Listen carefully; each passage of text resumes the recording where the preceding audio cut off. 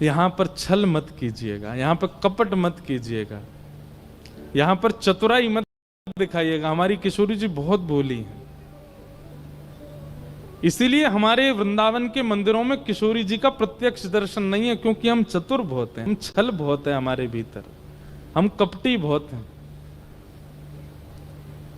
और किशोरी जी बहुत सीधी हैं, बहुत सरल हैं, इसलिए ठाकुर जी ने उनको गौड़ कर रखो। बोले मैं खड़ा हूंगा, इनते तो मैं ही जूझूंगो, चतुर शिरोमणि है सबरे। हे श्यामाजू, आपके आगे आके तो ऐसे ऐसे नाटक करेंगे, आप तो दो आंसू देख लेंगे इनकी, इन पर सबका जो बरसाए देंगी। हमारे आप तो घूंघट में ही रहो, भीतर ही रहो, मैं मिलूं इनते। इसलिए हमारी किशोरी जी भीतर बैठी हैं, लेकिन फिर भी हमारी किशोरी जी कृपा करती हैं, अनुग्रह करती हैं।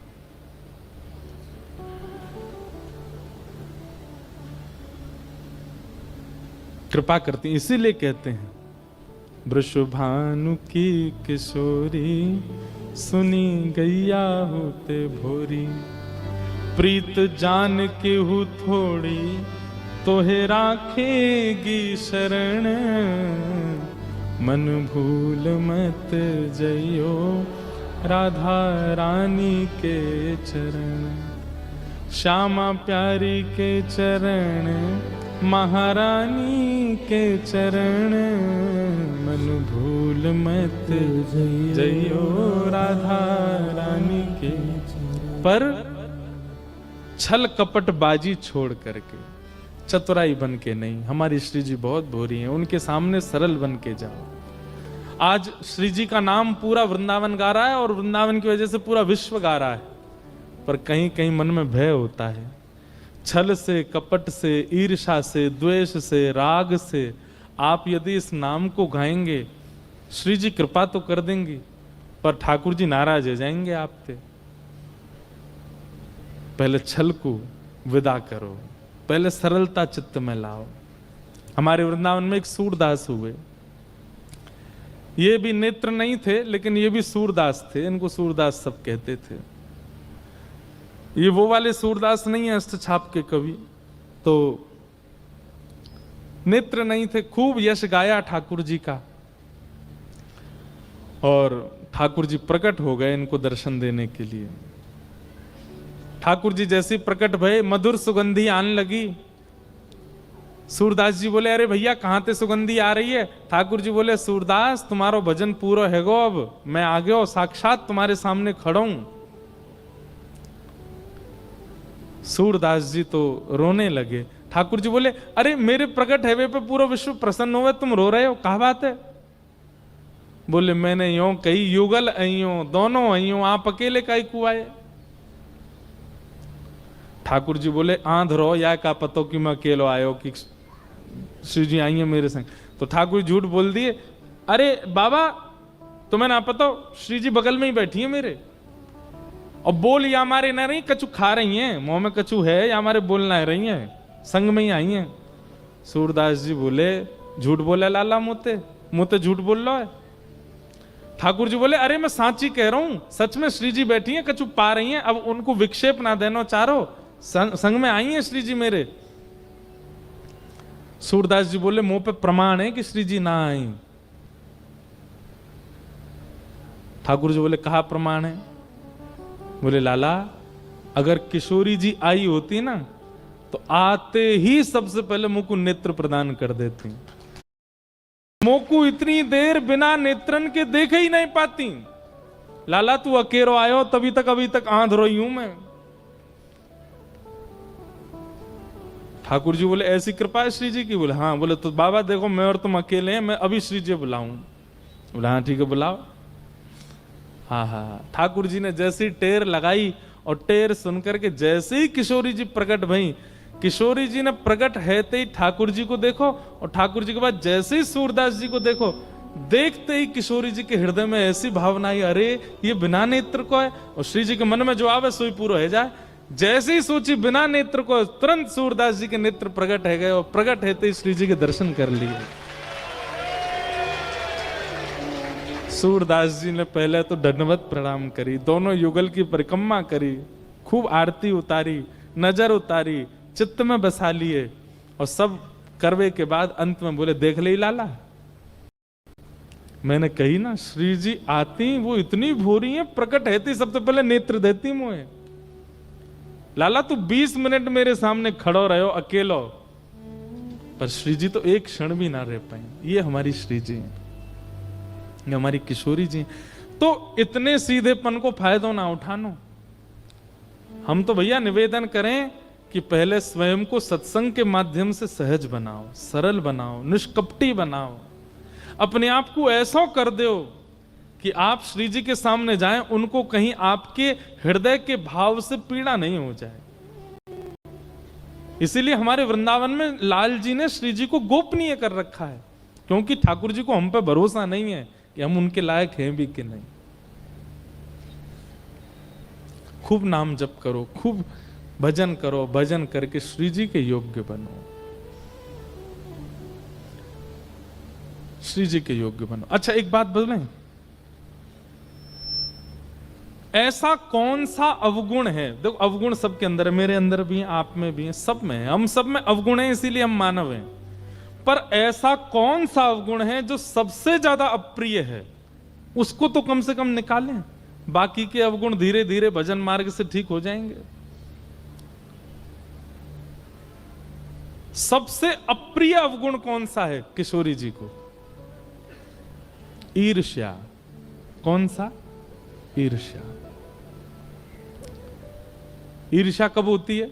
जब किसी की श्रेष्ठता आप सुनते हैं, किसी की श्रेष्ठता आप देखते हैं, किसी की श्रेष्ठता आपको पता चलती है, तुरंत मन में क्या होता है? ईर्ष्या आ जाती है। और आप जब भी देखना, ईर्ष्या सबके चित्त में आई है, हमारे चित्त में भी आ जाती है, आपके भी आ जाती है। पर ईर्ष्या जब चित्त में आती है ना, आप देखना, आप हंसोगे, मुख से तो हंसोगे, पर मुख आपका बता रहा होगा सामने वालों को कि हंस नहीं रहा है। आप बोल तो रहे होगे अच्छा, पर उसका भाव पूरा पूरा गलत ही जा रहा होगा। सबसे बड़ा मुखौटा है हमारे मुखमंडल पर ईर्ष्या। क्यों? चित्त में कुछ है, मुख से कुछ निकलवाता, और श्री जी को ये बिल्कुल प्रिय नहीं है। तो क्रोध है, लोभ है, द्वेष, क्रोध है, लोभ है, अहंता है, ममता है, चिंता है, आदि आदि और भी दोष हैं, काम है, आदि आदि। इन सब दोषों को बाद में देखेंगे, बाद में छेड़ेंगे, पहले ईर्ष्या निकालो। ईर्ष्या निकालने के बाद आप कम से कम श्री जी के नाम गाने लायक बन जाओगे। सामने जाने लायक तो फिर भी नहीं हो, पर हां किशोरी जी का नाम गाने की, नाम गाओ और चित्त में श्री जी प्रकट हों, ये होता है नाम गान। नाम गान का मतलब ये नहीं श्री राधा श्री राधा श्री राधा कह रहे हैं, बस कहने मात्र से तो केवल जीवाणु पवित्र हो जाएंगे, पर श्री राधा कहा और तभी तप्त कांचन गौरांगी चित्त में प्रकट हो गई किशोरी जी, ये होता है नाम गान का मतलब। जैसे ही कहा मधुसूदन, तुरंत मधुसूदन चित्त में प्रकट हो गए। जैसे ही कहा मदन मोहन, तुरंत मदन मोहन रूप चित्त में प्रकट हो गया। गिरधर गोपाल, तुरंत भुजा ऊपर धारण किए श्री ठाकुर जी चित्त में प्रकट हो गए। ये होता है नाम गान का मतलब। तो नाम गान की स्थिति तब प्रारंभ हो जाएगी जब ईर्ष्या चली जाए। दर्शन की स्थिति के लिए तो बहुत यत्न करने पड़ेंगे, हमें सरल बनना है, सहज बनना है, तब जाकर के श्री जी की कृपा प्राप्त हो। ऐसी हमारी किशोरी जी। तो अनेक चरित्र हैं भागवत में। आज मेरा मन था कि मैं भागवत का एक विषय कहकर के कथा विराम दूं, जहां पर भक्तों के लक्षण बताए गए हैं। कल मुझसे कोई कह रहा था कि महाराज जी कम से कम गुण ही बता दो, कौन कौन से होने चाहिए हमारे अंदर, जिससे ये सिद्ध हो कि हम भक्त हैं कि नहीं है, हमारे अंदर कहीं अभक्तता तो नहीं। क्योंकि तिलक, कंठी, नाम ये तो सबके पास है, परंतु भक्त का मूल स्वरूप क्या होता है, ध्यान से सुनो। श्रीमद् भागवत जी में कहते हैं उत्तम, मध्यम और साधारण, तीन प्रकार के भक्त होते हैं। उत्तम भक्त का लक्षण यदि आप में है तो बहुत अच्छी बात है, लेकिन यदि मध्यम भक्त का लक्षण है तो प्रयास कीजिए उत्तम बनो, और सामान्य भक्त का लक्षण है तो प्रयास करो मध्यम बनो। सुनिएगा, तीनों लक्षण हम बताएंगे। उत्तम भागवत का लक्षण क्या है? सबसे पहला, श्रीमद् भागवत में नवयोगेश्वर संवाद है, बहुत सुंदर, और उसमें ये बात कहते हैं, सर्वभूतेषु यः पश्येत् भगवद भावमात्मना भूतानि भगवत्यात्मन एष भागवतोत्तमः। सबसे पहला, थोड़ा कठिन है लेकिन सुनो, उत्तम भागवत कौन? अच्छा, उत्तम भागवत यदि मैं कहूं, उत्तम भागवत मतलब उत्तम भक्त। उत्तम भक्त यदि मैं कहूं तो उत्तम भक्त से आपको यह अर्थ लगाना है जो हरि को प्रिय हैं। समझ रहे हैं बात? एक होता है हरि जिनको प्रिय हैं, और एक होते हैं हरि को जो प्रिय हैं। तो मध्यम और साधारण भक्त जो हैं इनको हरि प्रिय हैं, पर उत्तम भागवत जो हैं ये हरि को प्रिय हैं। हमारा उद्देश्य क्या है? हमको हरि प्रिय लगे, ये तो सबको ही लगते हैं, पर हरि को हम भा जाएं, हरि को हम प्रिय लगे, उनको हम भा जाएं। तो उत्तम भागवत हरि को जो प्रिय हैं उनके लक्षण कैसे हैं? बोले सर्वभूतेषु यः पश्येत् भगवद भावमात्मनः। जो जहां दृष्टि घुमाता है, हर स्थिति में, हर परिस्थिति में, हर व्यक्ति में भगवत गुण का दर्शन करता है। जैसे हम यहां सिड्डी से उतरे, और जैसे सिड्डी से उतरे तो पाम फिसल गया, रिपट गए, मुंह के बल गिरे। डॉक्टर के पास गए तो डॉक्टर ने कही कि भैया आपके ये चोट लगी है, अब 2 महीना बेड रेस्ट करना है। संसारी व्यक्ति क्या विचार करेगा? संसारी व्यक्ति विचार करेगा, पता नहीं इस दिन किसका मुंह देखा था, पता नहीं मेरी शनि की 7.5 शुरू हो गई है। ज्योतिषाचार्य जी से पूछवा रहे हैं, भैया कुछ दिन से हमको लग रहा था पैसा भी नहीं आ रहा है, जॉब भी बढ़िया नहीं चल रही, बिजनेस में भी ठप था, और नीचे गिर और गए, किसी की नजर लग गई है। ये संसारी व्यक्ति सोचेगा। पर भक्त क्या सोचेगा? बोले ओहो, ठाकुर जी यूं सोच रहे, दारी के बहुत डोले इधर उधर, न को आराम ना करे, चल अब 2 महीना यही बहाने ते लेट हो रहे बेड पे, उठियो मत। जो तू तन को रोग लगावे, जो तू तन को रोग लगावे, ओढ़ रजाई सो जाऊं, जो तू तन को रोग लगावे, ओढ़ रजाई सो जाऊं। उत्तम भागवत का लक्षण क्या है? वो हर स्थिति में भगवत कृपा ही देखता है, उसके अंदर नकारात्मक भाव ही नहीं आता। आज पूरे दिन भोजन नहीं मिला, जबकि पंजाब में ऐसा हो नहीं सकता, पर मान लो आज पूरे दिन भोजन नहीं मिला, आपने क्या सोचा? आज पता नहीं कैसा दिन है, आज अन्न नहीं गया, एक अन्न का दाना, आज तो एकादशी भी नहीं है फिर भी अन्न का एक दाना नहीं गया, पता नहीं क्या हमारे किसका मुंह देखा, क्या हो गया, क्या आप सगुन, आदि आदि जो भी बात। पर वैष्णव क्या सोचता है? वैष्णव सोचेगा जय जय ठाकुर जी की आपकी बलिहारी जय जय। एकादशी के दिन जब व्यक्ति अन्न व्रत करता है तो ऐसा सुनने में आता है कि जो अन्न व्रत करता है ठाकुर जी उसको देखते हैं। आज पूरे दिन मेरा अन्न व्रत करवा के मानूं, मैं तो यही मानूंगा ठाकुर जी मुझे देख रहे हैं, ठाकुर जी की दृष्टि मुंह पे पड़ रही है।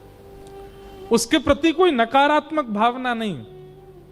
हर स्थिति में, किसी से ब्याह होना था, ब्याह टूट गया, बहुत धनवान थे, बहुत संपत्तिवान थे, अब संसारी व्यक्ति क्या सोचेगा? पता नहीं कहां कर्म फूटे, बढ़िया ब्याह हो रहा था, अच्छे घर में जा रहे थे, खूब धनवान थे, और बढ़िया वहां तो सुख राज करते, ब्याह टूट गया। लेकिन वैष्णव क्या सोचेगा? ठाकुर जी आपने मेरे लिए निश्चित ही कोई उचित विचार करके रखा होगा, इसीलिए आपने ऐसा किया। मैं प्रतीक्षा करूंगा, आप जब मुझे कोई उचित अपने योग्य बताएंगे तो उससे ब्याह करूंगा। ये उत्तम भागवत का लक्षण है। वो किसी भी परिस्थिति में नकारात्मक नहीं सोचता। सर्वभूतेषु, अच्छा दूसरा लक्षण क्या है उत्तम भागवत का? मुझसे आपकी किसी ने 100 बुराइयां की, वो व्यक्ति ऐसा है, वो तो ऐसा है, वो तो ऐसा है, वो तो ऐसा है, 100 बातें आपके बारे में गलत कही मेरे से, लेकिन आप जब मेरे सामने आए तो मुझको आप में गुण ही दिखाई दिया। ये उत्तम भागवत का लक्षण है। हम लोग उल्टे हैं, कोई हमसे किसी की 100 बुराई करता है तो हम 101 भी और देख के आते हैं उसमें। तेने वो तो देखा ही नहीं तो मैं देख के आया उसमें, वो ऐसा भी है। लेकिन उत्तम भागवत कैसा होता है? उत्तम भागवत व्यक्ति आपसे 100 बुराइयां, पहले तो वो बुराई सुनेगा ही नहीं, आप उससे 100 बुराई करोगे, वो कहे भैया काय को कहो किसी के बारे में, सब ठीक है जो भी है, फिर भी कोई कर दे जबरदस्ती आपको बैठा के, आप उसके सामने जाओगे, जब मिलकर के आओगे तो आप उसको कहोगे भाई देख तूने भले ही ये सारे अवगुण देखे होंगे पर मुझे तो पता नहीं क्यों उसका स्वभाव अच्छा लगा, मुझे तो पता नहीं उसके व्यवहार में अच्छा ही लगी, ठीक है जैसा भी हो लेकिन ऐसा था। आप गुण ही देख करके आओगे, ये उत्तम भागवत का लक्षण। और तीसरा उत्तम भागवत का थोड़ा कठिन लक्षण है परंतु ये है क्या, वो जब श्री राधा रमन जी को देखेगा तब बगल में चाहे पत्नी खड़ी हो, इस बगल में चाहे बच्चे खड़े हों, पूरा परिवार खड़ा हो, सबको भूल जाएगा, यही मेरे सर्वस्व है, मेरो एक प्राण धन एक ही जीवन, मेरो एक प्राण धन एक ही जीवन। कौन? मदन मोहन प्यारो राधा रमन, मदन मोहन प्यारो राधा